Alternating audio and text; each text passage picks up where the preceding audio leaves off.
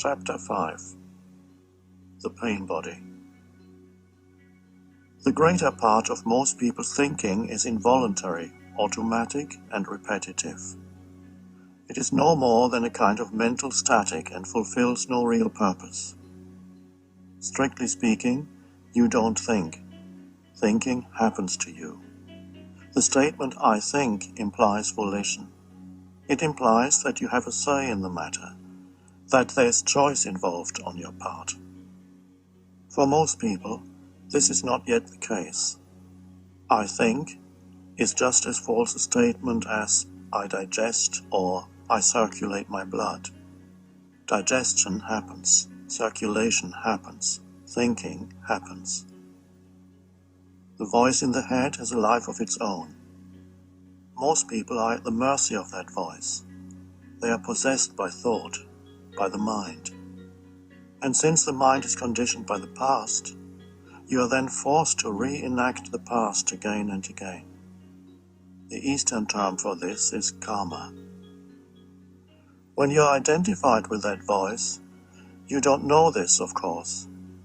If you knew it, you would no longer be possessed, because you are only truly possessed when you mistake the possessing entity for who you are, that is to say, when you become it. For thousands of years, humanity has been increasingly mind-possessed, failing to recognize the possessing entity as not self. Through complete identification with the mind, a false sense of self, the ego, came into existence. The density of the ego depends on the degree to which you, the consciousness, are identified with your mind, with thinking. Thinking is no more than a tiny aspect of the totality of consciousness, the totality of who you are. The degree of identification with the mind differs from person to person. Some people enjoy periods of freedom from it, however brief, and the peace, joy, and aliveness they experience in those moments make life worth living. These are also the moments when creativity, love, and compassion arise. Others are constantly trapped in the egoic state. They are alienated from themselves, as well as from others and the world around them. When you look at them, you may see the tension in their face, perhaps the furrowed brow, or the absent or staring expression in their eyes.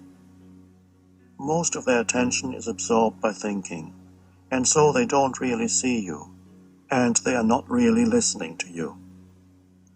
They are not present in any situation, their attention being either in the past or future, which, of course, exist only in the mind as thought forms. Or they relate to you through some kind of role they play, and so are not themselves. Most people are alienated from who they are, and some are alienated to such a degree that the way they behave and interact is recognized as phony by almost everyone, except those who are equally phony, equally alienated from who they are. Alienation means you don't feel at ease in any situation, any place, or with any person, not even with yourself. You're always trying to get home, but never feel at home. Some of the greatest writers of the 20th century, such as Franz Kafka, Albert Camus, T.S. Eliot, and James Joyce, recognized alienation as the universal dilemma of human existence, probably felt it deeply within themselves, and so were able to express it brilliantly in their works. They don't offer a solution. Their contribution is to show us a reflection of the human predicament, so that we can see it more clearly. To see one's predicament clearly is a first step towards going beyond it. The birth of emotion. In addition to the movement of thought, although not entirely separate from it, there's another dimension to the ego: emotion. This is not to say that all thinking and all emotion are of the ego. They turn into ego only when you identify with them and they take you over completely, that is to say, when they become I. The physical organism, your body, has its own intelligence, as does the organism of every other life form. And that intelligence reacts to what your mind is saying, reacts to your thoughts. So emotion is the body's reaction to your mind. The body's intelligence is, of course, an inseparable part of universal intelligence, one of its countless manifestations. It gives temporary cohesion to the atoms and molecules that make up your physical organism.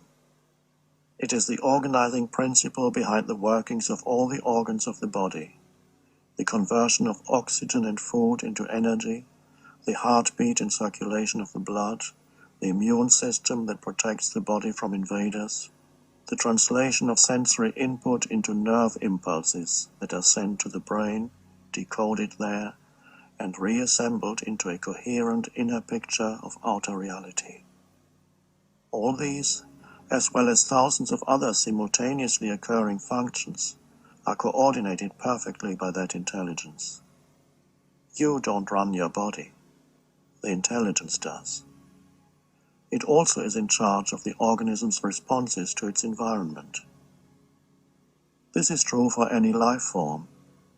It is the same intelligence that brought the plant into physical form and then manifests as the flower that comes out of the plant.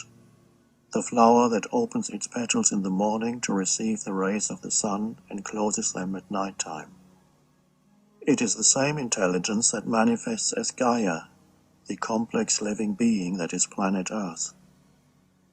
This intelligence gives rise to instinctive reactions of the organism to any threat or challenge.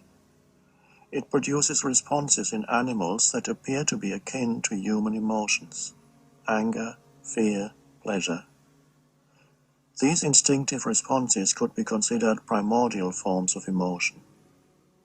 In certain situations, human beings experience instinctive responses in the same way that animals do.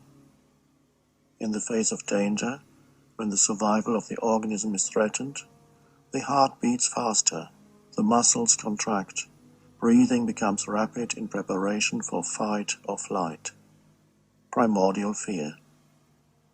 When being cornered, a sudden flare-up of intense energy gives strength to the body that it didn't have before. Primordial anger. These instinctive responses appear akin to emotions, but are not emotions in the true sense of the word. The fundamental difference between an instinctive response and an emotion is this. An instinctive response is the body's direct response to some external situation.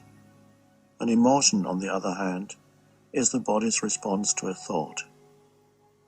Indirectly, an emotion can also be a response to an actual situation or event, but it will be a response to the event seen through the filter of a mental interpretation, the filter of thought, that is to say, through the mental concepts of good and bad, like and dislike, me and mine.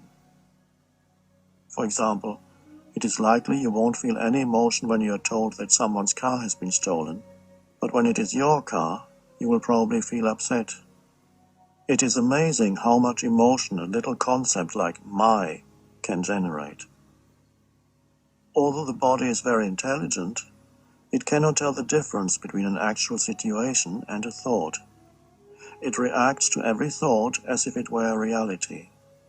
It doesn't know it is just a thought.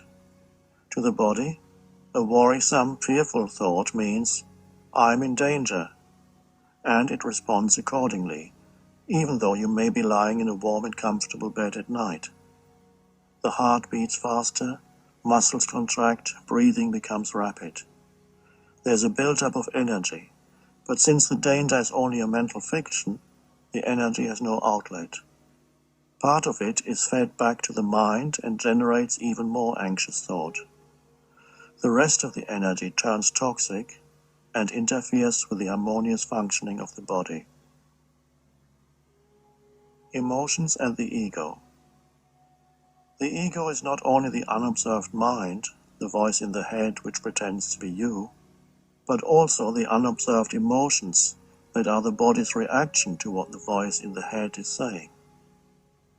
We have already seen what kind of thinking the egoic voice engages in most of the time, and the dysfunction inherent in the structure of its thought processes. regardless of content. This dysfunctional thinking is what the body reacts to with negative emotion. The voice in the head tells a story that the body believes in and reacts to. Those reactions are the emotions. The emotions, in turn, feed energy back to the thoughts that created the emotion in the first place. This is the vicious circle between unexamined thoughts and emotions, giving rise to emotional thinking and emotional story-making. The emotional component of ego differs from person to person. In some egos, it is greater than in others. Thoughts that trigger emotional responses in the body may sometimes come so fast that before the mind has had time to voice them, the body has already responded with an emotion, and the emotion has turned into a reaction. Those thoughts exist at a pre-verbal stage and could be called unspoken, unconscious assumptions. They have their origin in a person's past conditioning, usually from early childhood. People cannot be trusted would be an example of such an unconscious assumption in a person whose primordial relationships, that is to say with parents or siblings, were not supportive and did not inspire trust. Here are a few more common unconscious assumptions. Nobody respects and appreciates me. I need to fight to survive. There's never enough money. Life always lets you down. I don't deserve abundance. I don't deserve love. Unconscious assumptions create emotions in the body which in turn generate mind activity and/or instant reactions. In this way, they create your personal reality. The voice of the ego continuously disrupts the body's natural state of well-being. Almost every human body is under a great deal of strain and stress, not because it is threatened by some external factor, but from within the mind. The body has an ego attached to it, and it cannot but respond to all the dysfunctional thought patterns that make up the ego. Thus, the stream of negative emotion accompanies the stream of incessant and compulsive thinking. What is a negative emotion? An emotion that is toxic to the body and interferes with its balance and harmonious functioning. Fear, anxiety, anger, bearing a grudge, sadness, hatred or intense dislike, jealousy, envy, all disrupt the energy flow through the body, affect the heart, the immune system, digestion, production of hormones, and so on. Even mainstream medicine, although it knows very little about how the ego operates yet, is beginning to recognize the connection between negative emotional states and physical disease. An emotion that does harm to the body also infects the people you come into contact with, and indirectly, through a process of chain reaction, countless others you never meet. There is a generic term for all negative emotions: unhappiness. Do positive emotions then have the opposite effect on the physical body? Do they strengthen the immune system, invigorate and heal the body? They do indeed. But we need to differentiate between positive emotions that are ego-generated and deeper emotions that emanate from your natural state of connectedness with being. Positive emotions generated by the ego already contain within themselves their opposite into which they can quickly turn. Here are some examples. What the ego calls love is possessiveness and addictive clinging that can turn into hate within a second. Anticipation about an upcoming event, which is the ego's overvaluation of future, easily turns into its opposite, letdown or disappointment, when the event is over or doesn't fulfill the ego's expectations. Praise and recognition make you feel alive and happy one day. Being criticized or ignored make you dejected and unhappy the next. The pleasure of a wild party turns into bleakness and a hangover the next morning. There is no good without bad, no high without low. Ego-generated emotions are derived from the mind's identification with external factors which are, of course, all unstable and liable to change at any moment. The deeper emotions are not really emotions at all, but states of being. Emotions exist within the realm of opposites. States of being can be obscured, but they have no opposite. They emanate from within you as the love, joy, and peace that are aspects of your true nature. The duck with the human mind. In The Power of Now, I mentioned my observation that after two ducks get into a fight, which never lasts long, they will separate and float off in opposite directions. Then each duck will flap its wings vigorously a few times, thus releasing the surplus energy that built up during the fight. After they flap their wings, they float on peacefully, as if nothing had ever happened. If the duck had a human mind, it would keep the fight alive by thinking, by story-making. This would probably be the duck's story. I don't believe what he just did. He came to within 5 inches of me. He thinks he owns this pond. He has no consideration for my private space. I'll never trust him again. Next time he'll try something else just to annoy me. I'm sure he's plotting something already. But I'm not going to stand for this. I'll teach him a lesson he won't forget. And on the mind spins its tales, still thinking and talking about it days, months, or years later. As far as the body is concerned, the fight is still continuing, and the energy it generates in response to all those thoughts is emotion, which in turn generates more thinking. This becomes the emotional thinking of the ego.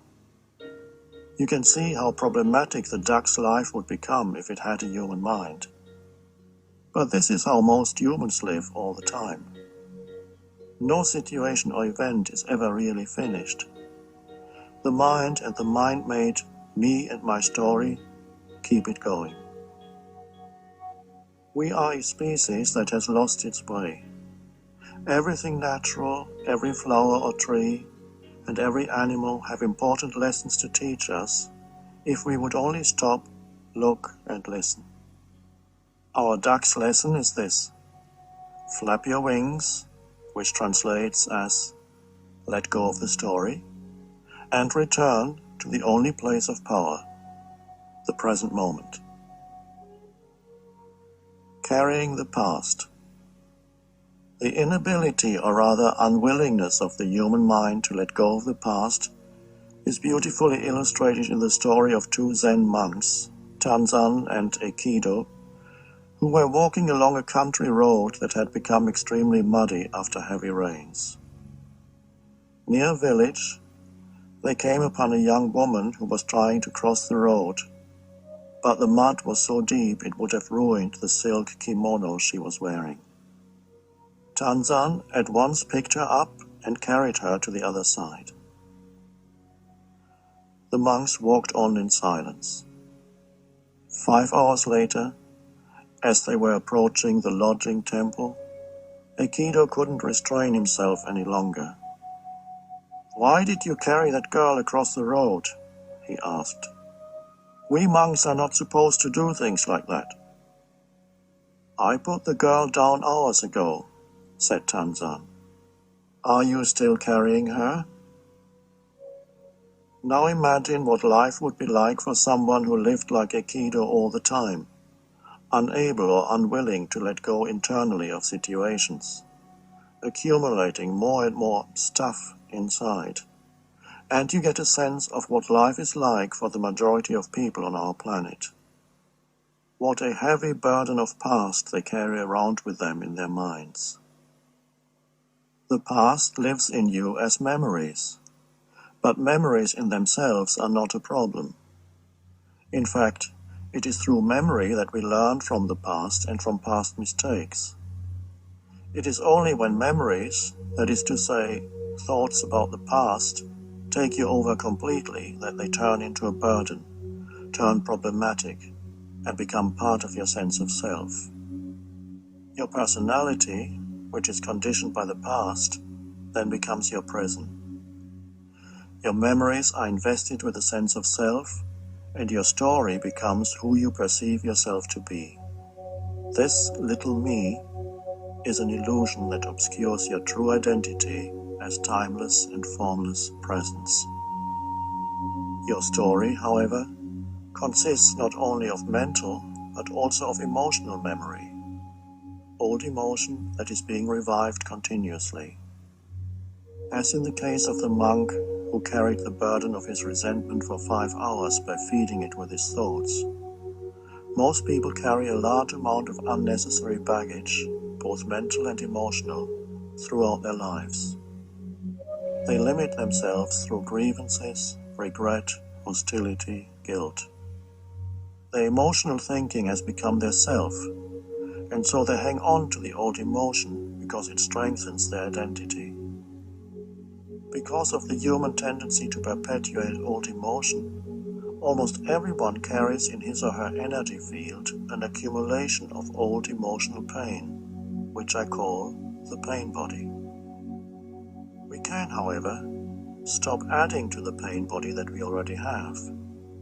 We can learn to break the habit of accumulating and perpetuating old emotion by flapping our wings, metaphorically speaking, and refrain from mentally dwelling on the past, regardless of whether something happened yesterday or 30 years ago. We can learn not to keep situations or events alive in our minds, but to return our attention continuously to the pristine, timeless present moment, rather than be caught up in mental movie-making. Our very presence then becomes our identity, rather than our thoughts and emotions. Nothing ever happened in the past that can prevent you from being present now. And if the past cannot prevent you from being present now, what power does it have? Individual and collective.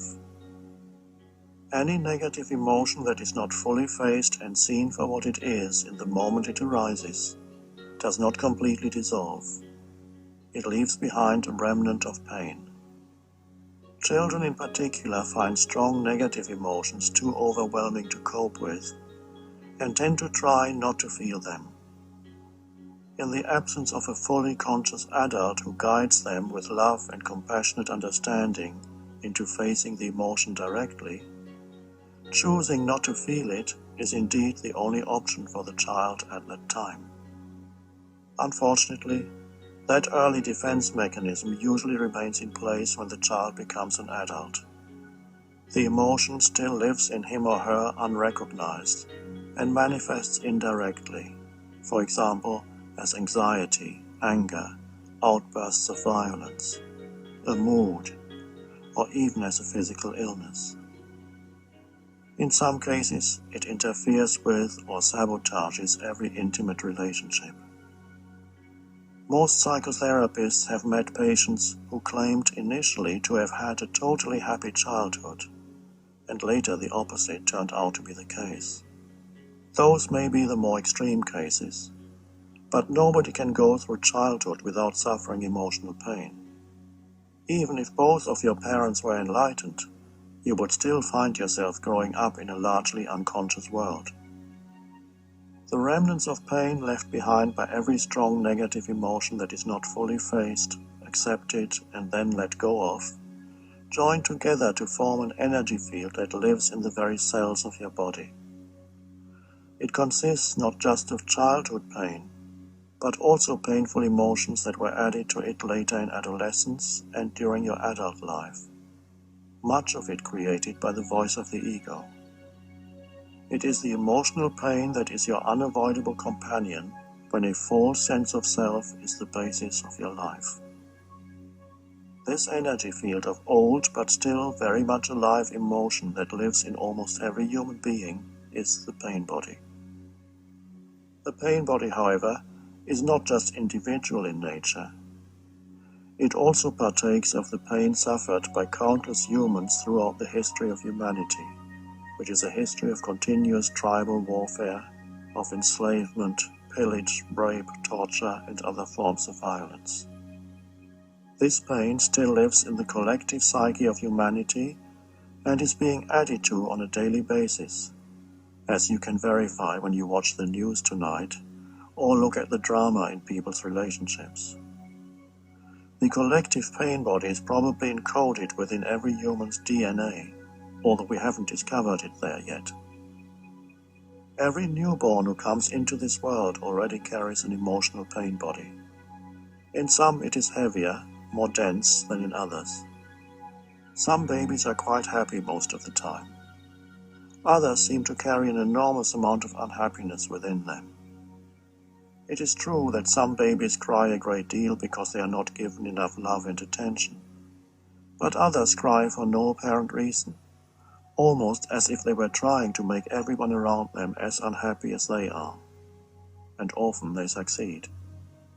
They have come into this world with a heavy share of human pain. Other babies may cry frequently because they can sense the emanation of their mother's and father's negative emotion, and it causes them pain and also causes their pain body to grow already by absorbing energy from the parents' pain bodies. Whatever the case may be, as the baby's physical body grows, so does the pain body. An infant with only a light pain body is not necessarily going to be a spiritually more advanced man or woman than somebody with a dense one. In fact, the opposite is often the case. People with heavy pain bodies usually have a better chance to awaken spiritually than those with a relatively light one. Whereas some of them do remain trapped in their heavy pain bodies, many others reach a point where they cannot live with their unhappiness any longer, and so their motivation to awaken becomes strong. Why is the suffering body of Christ, his face distorted in agony and his body bleeding from countless wounds, such a significant image in the collective consciousness of humanity? Millions of people, particularly in medieval times, would not have related to it as deeply as they did if something within themselves had not resonated with it, if they had not unconsciously recognized it as an outer representation of their own inner reality, the pain body. They were not yet conscious enough to recognize it directly within themselves, but it was the beginning of their becoming aware of it. Christ can be seen as the archetypal human, embodying both the pain and the possibility of transcendence. How the pain body renews itself. The pain body is a semi-autonomous energy form that lives within most human beings, an entity made up of emotion. It has its own primitive intelligence, not unlike a cunning animal, and its intelligence is directed primarily at survival. Like all life forms, it periodically needs to feed, to take in new energy, and the food it requires to replenish itself consists of energy that is compatible with its own, which is to say, energy that vibrates at a similar frequency. Any emotionally painful experience can be used as food by the pain body. That's why it thrives on negative thinking as well as drama in relationships. The pain body is an addiction to unhappiness. It may be shocking when you realize for the first time that there's something within you that periodically seeks emotional negativity, seeks unhappiness. You need even more awareness to see it in yourself than to recognize it in another person. Once the unhappiness has taken you over, not only do you not want an end to it, but you want to make others just as miserable as you are in order to feed on their negative emotional reactions. In most people, the pain body has a dormant and an active stage. When it is dormant, you easily forget that you carry a heavy, dark cloud or a dormant volcano inside you, depending on the energy field of your particular pain body. How long it remains dormant varies from person to person. A few weeks is the most common, but it can be a few days or months. In rare cases, the pain body can lie in hibernation for years before it gets triggered by some event. How the pain body feeds on your thoughts.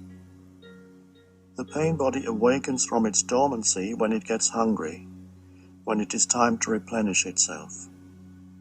Alternatively, it may get triggered by an event at any time. The pain body that is ready to feed can use the most insignificant event as a trigger, something somebody says or does, or even a thought. If you live alone or there's nobody around you at the time, the pain body will feed on your thoughts. Suddenly, your thinking becomes deeply negative. You were most likely unaware that just prior to the influx of negative thinking, a wave of emotion invaded your mind. As a dark and heavy mood, as anxiety or fiery anger. All thought is energy, and the pain body is now feeding on the energy of your thoughts. But it cannot feed on any thought. You don't need to be particularly sensitive to notice that a positive thought has a totally different feeling tone than a negative one. It is the same energy, but it vibrates at a different frequency. A happy, positive thought is indigestible to the pain body. It can only feed on negative thoughts because only those thoughts are compatible with its own energy field. All things are vibrating energy fields in ceaseless motion. The chair you sit on, the book you're holding in your hands, appear solid and motionless only because that is how your senses perceive their vibrational frequency. That is to say, the incessant movement of the molecules, atoms, electrons and subatomic particles that together create what you perceive as a chair, a book, a tree, or a body. What we perceive as physical matter is energy vibrating, moving, at a particular range of frequencies. Thoughts consist of the same energy vibrating at a higher frequency than matter, which is why they cannot be seen or touched. Thoughts have their own range of frequencies, with negative thoughts at the lower end of the scale and positive thoughts at the higher. The vibrational frequency of the pain body resonates with that of negative thoughts, which is why only those thoughts can feed the pain body. The usual pattern of thought creating emotion is reversed in the case of the pain body, at least initially. Emotion from the pain body quickly gains control of your thinking, and once your mind has been taken over by the pain body, your thinking becomes negative. The voice in your head will be telling sad, anxious, or angry stories about yourself or your life, about other people, about past, future, or imaginary events. The voice will be blaming, accusing, complaining, imagining. And you're totally identified with whatever the voice says. Believe all its distorted thoughts. At that point, the addiction to unhappiness has set in. It is not so much that you cannot stop your train of negative thoughts, but that you don't want to. This is because the pain body at that time is living through you, pretending to be you. And to the pain body, pain is pleasure. It eagerly devours every negative thought. In fact, the usual voice in your head has now become the voice of the pain body. It has taken over the internal dialogue. The vicious circle becomes established between the pain body and your thinking. Every thought feeds the pain body, and in turn the pain body generates more thoughts. At some point, after a few hours or even a few days, it has replenished itself and returns to its dormant stage, leaving behind a depleted organism and a body that is much more susceptible to illness. If that sounds to you like a psychic parasite, you're right. That's exactly what it is. How the pain body feeds on drama. If there are other people around, preferably your partner or a close family member, the pain body will attempt to provoke them, push their buttons, as the expression goes, so it can feed on the ensuing drama. Pain bodies love intimate relationships and families because that is where they get most of their food. It is hard to resist another person's pain body that is determined to draw you into a reaction. Instinctively, it knows your weakest, most vulnerable points. If it doesn't succeed the first time, it will try again and again. It is raw emotion looking for more emotion. The other person's pain body wants to awaken yours, so that both pain bodies can mutually energize each other. Many relationships go through violent and destructive pain body episodes at regular intervals. It is almost unbearably painful for a young child to have to witness the emotional violence of their parents' pain bodies. And yet, that is the fate of millions of children all over the world, the nightmare of their daily existence. That is also one of the main ways in which the human pain body is passed on from generation to generation. After each episode, the partners make up, and there's an interval of relative peace, to the limited extent that the ego allows it. Excessive consumption of alcohol will often activate the pain body, particularly in men, but also in some women. When a person becomes drunk, he goes through a complete personality change as the pain body takes him over. A deeply unconscious person whose pain body habitually replenishes itself through physical violence often directs it towards his spouse or children. When he becomes sober, he is truly sorry and may say he will never do this again, and he means it. The person who is talking and making promises, however, is not the entity that commits the violence, and so you can be sure that it will happen again and again, unless he becomes present, recognizes the pain body within himself, and thus disidentifies from it. In some cases, counseling can help him do that. Most pain bodies want to both inflict and suffer pain, but some are predominantly either perpetrators or victims. In either case, they feed on violence, whether emotional or physical. Some couples who may think they have fallen in love are actually feeling drawn to each other because their respective pain bodies complement each other. Sometimes the roles of perpetrator and victim are already clearly prescribed the first time they meet. Some marriages that are thought to be made in heaven are actually made in hell. If you have ever lived with a cat, you will know that even when the cat seems to be asleep, it still knows what is going on, because at the slightest unusual noise, its ears will move towards it, and its eyes may open slightly. Dormant pain bodies are the same. On some level, they are still awake, ready to jump into action when an appropriate trigger presents itself. In intimate relationships, pain bodies are often clever enough to lie low until you start living together and preferably have signed a contract committing yourself to be with this person for the rest of your life. You don't just marry your wife or husband, you also marry her or his pain body, and your spouse marries yours. It can be quite a shock when, perhaps not long after moving in together or after the honeymoon, you find suddenly one day there's a complete personality change in your partner. Their voice becomes harsh or shrill as they accuse you, blame you, or shout at you, most likely over a relatively trivial matter. Or they become totally withdrawn. What's wrong, you ask? Nothing is wrong, they say. But the intensely hostile energy they emanate is saying, everything is wrong. When you look into their eyes, there's no light in them anymore. It is as if a heavy veil has descended, and the being you know and love, which before was able to shine through their ego, is now totally obscured. A complete stranger seems to be looking back at you, and in their eyes there's hatred, hostility, bitterness, or anger. When they speak to you, it is not your spouse or partner who is speaking, but the pain body speaking through them.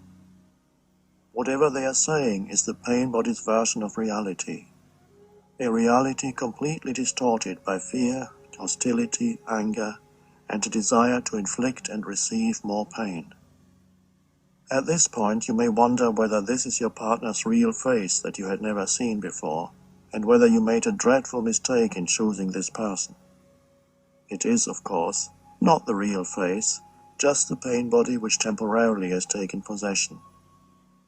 It would be hard to find a partner who does not carry a pain body, but it would perhaps be wise to choose someone whose pain body is not excessively dense. Dense pain bodies. Some people carry dense pain bodies that are never completely dormant. They may be smiling and making polite conversation, but you do not need to be psychic to sense that seething ball of unhappy emotion in them just underneath the surface, waiting for the next event to react to, the next person to blame or confront, the next thing to be unhappy about.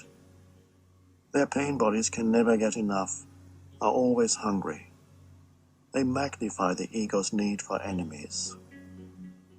Through their reactivity, relatively insignificant matters are blown up out of all proportion as they try to pull other people into their drama by getting them to react. Some get involved in protracted and ultimately pointless battles or court cases with organizations or individuals. Others are consumed by obsessive hatred towards an ex-spouse or partner. Unaware of the pain they carry inside, by their reaction, they project the pain into events and situations. Due to a complete lack of self-awareness, they cannot tell the difference between an event and their reaction to the event. To them, the unhappiness and even the pain itself is out there in the event or situation. Being unconscious of their inner state, they don't even know that they are deeply unhappy, that they are suffering. Sometimes people with such dense pain bodies become activists fighting for a cause. The cause may indeed be worthy, and they are sometimes successful at first in getting things done. However, the negative energy that flows into what they say and do, and their unconscious need for enemies and conflict, tend to generate increasing opposition to their cause. Usually they also end up creating enemies within their own organization, because wherever they go, they find reasons for feeling bad, and so their pain body continues to find exactly what it is looking for. Entertainment, the media, and the pain body. If you were not familiar with our contemporary civilization, if you had come here from another age or another planet, one of the things that would amaze you is that millions of people love and pay money to watch humans kill and inflict pain on each other and call it entertainment. Why do violent films attract such large audiences? There's an entire industry, a large part of which fuels the human addiction to unhappiness. People obviously watch those films because they want to feel bad. What is it in humans that loves to feel bad and calls it good? The pain body, of course. A large part of the entertainment industry caters to it. So, in addition to reactivity, negative thinking, and personal drama, the pain body also renews itself vicariously through the cinema and television screen. Pain bodies write and produce these films, and pain bodies pay to watch them. Is it always wrong to show and watch violence on television and the cinema screen?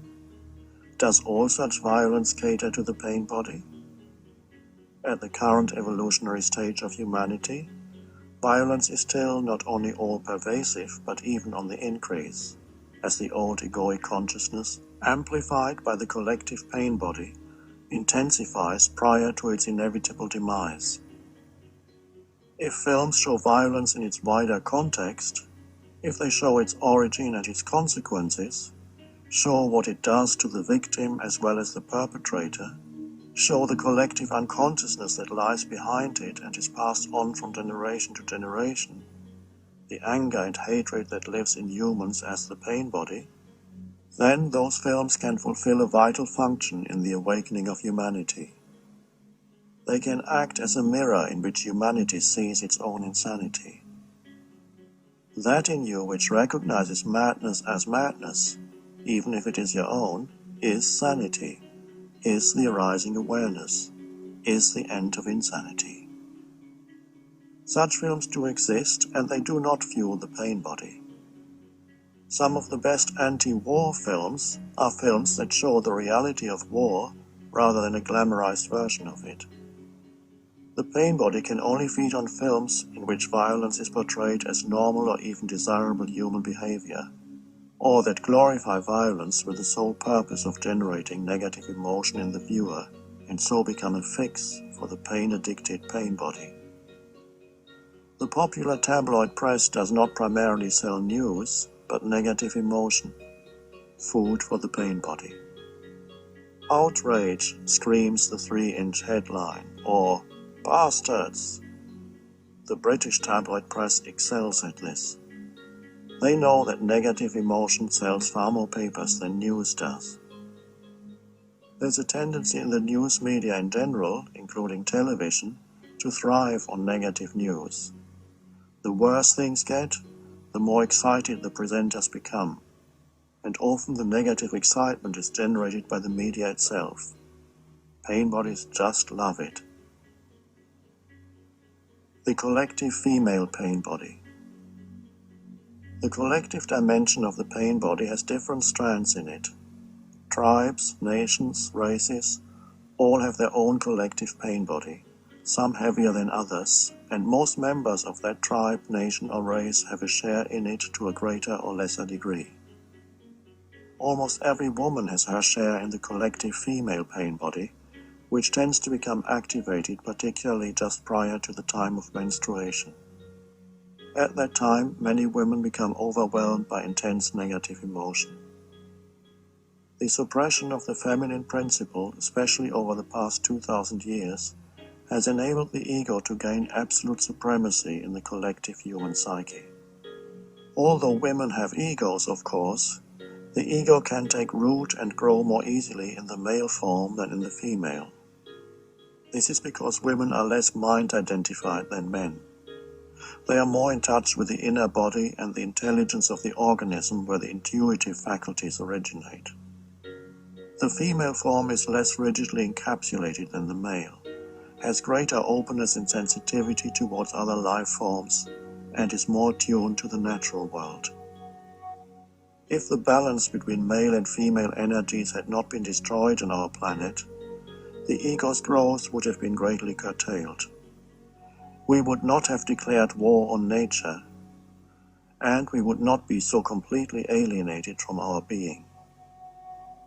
Nobody knows the exact figure because records were not kept, but it seems certain that during a 300-year period, between 3 and 5 million women were tortured and killed by the Holy Inquisition, an institution founded by the Roman Catholic Church to suppress heresy. This surely ranks together with the Holocaust as one of the darkest chapters in human history. It was enough for a woman to show a love for animals, walk alone in the fields or woods, or gather medicinal plants to be branded a witch, then tortured and burnt at the stake. The sacred feminine was declared demonic, and an entire dimension largely disappeared from human experience. Other cultures and religions, such as Judaism, Islam, and even Buddhism, also suppressed the female dimension, although in a less violent way. Women's status was reduced to being childbearers and men's property. Males who denied the feminine even within themselves were now running the world that was totally out of balance. The rest is history, or rather, a case history of insanity. Who was responsible for this fear of the feminine that could only be described as acute collective paranoia? We could say, of course, men were responsible. But then, why in many ancient pre-Christian civilizations, such as the Sumerian, Egyptian and Celtic, were women respected and the feminine principle not feared but revered? What is it that suddenly made men feel threatened by the female? The evolving ego in them. It knew it could gain full control of our planet only through the male form, and to do so, it had to render the female powerless. In time, the ego also took over most women, although it could never become as deeply entrenched in them as in men. We now have a situation in which the suppression of the feminine has become internalized, even in most women. The sacred feminine, because it is suppressed, is felt by many women as emotional pain. In fact, it has become part of their pain body, together with the accumulated pain suffered by women over millennia through childbirth, rape, slavery, torture, and violent death. But things are changing rapidly now. With many people becoming more conscious, the ego is losing its hold on the human mind. Because the ego was never as deeply rooted in women, it is losing its hold on women more quickly than on men. National and racial pain bodies. Certain countries in which many acts of collective violence were suffered or perpetrated have a heavier collective pain body than others. This is why older nations tend to have stronger pain bodies. It is also why younger countries such as Canada or Australia, and those which have remained more sheltered from the surrounding madness such as Switzerland, tend to have lighter collective pain bodies. Of course, in those countries, people still have their personal pain body to deal with. If you are sensitive enough, you can feel a heaviness in the energy field of certain countries as soon as you step off the plane. In other countries, one can sense an energy field of latent violence just underneath the surface of everyday life. In some nations, for example in the Middle East, the collective pain body is so acute that a significant part of the population finds itself forced to act it out in an endless and insane cycle of perpetration and retribution, through which the pain body renews itself continuously. In countries where the pain body is heavy but no longer acute, there has been a tendency for people to try and desensitize themselves to the collective emotional pain. In Germany and Japan, through work. In some other countries, through widespread indulgence in alcohol, which, however, can also have the opposite effect of stimulating the pain body, particularly if consumed in excess. China's heavy pain body is to some extent mitigated by the widespread practice of Tai Chi, which amazingly was not declared illegal by the communist government that otherwise feels threatened by anything it cannot control. Every day in the streets and city parks, millions practice this movement meditation that stills the mind. This makes a considerable difference to the collective energy field. It goes some way towards diminishing the pain body by reducing thinking and generating presence. Spiritual practices that involve the physical body, such as Tai Chi, Qigong, and Yoga, are also increasingly being embraced in the Western world. These practices do not create a separation between body and spirit and are helpful in weakening the pain body. They will play an important role in the global awakening. The collective racial pain body is pronounced in Jewish people, who have suffered persecution over many centuries. Not surprisingly, it is strong as well in Native Americans, whose numbers were decimated and whose culture all but destroyed by the European settlers. In Black Americans too, the collective pain body is pronounced. Their ancestors were violently uprooted, beaten into submission, and sold into slavery. The foundation of American economic prosperity rested on the labor of 4 to 5 million black slaves. In fact, the suffering inflicted on Native and Black Americans has not remained confined to those two races, but has become part of the collective American pain body. It is always the case that both victim and perpetrator suffer the consequences of any acts of violence, oppression, or brutality. For what you do to others, you do to yourself. It doesn't really matter what proportion of your pain body belongs to your nation or race, and what proportion is personal. In either case, you can only go beyond it by taking responsibility for your inner state now. Even if blame seems more than justified, as long as you blame others, you keep feeding the pain body with your thoughts and remain trapped in your ego. There's only one perpetrator of evil on the planet: human unconsciousness. That realization is true forgiveness. With forgiveness, your victim identity dissolves and your true power emerges, the power of presence. Instead of blaming the darkness, you bring in the light. End of chapter 5.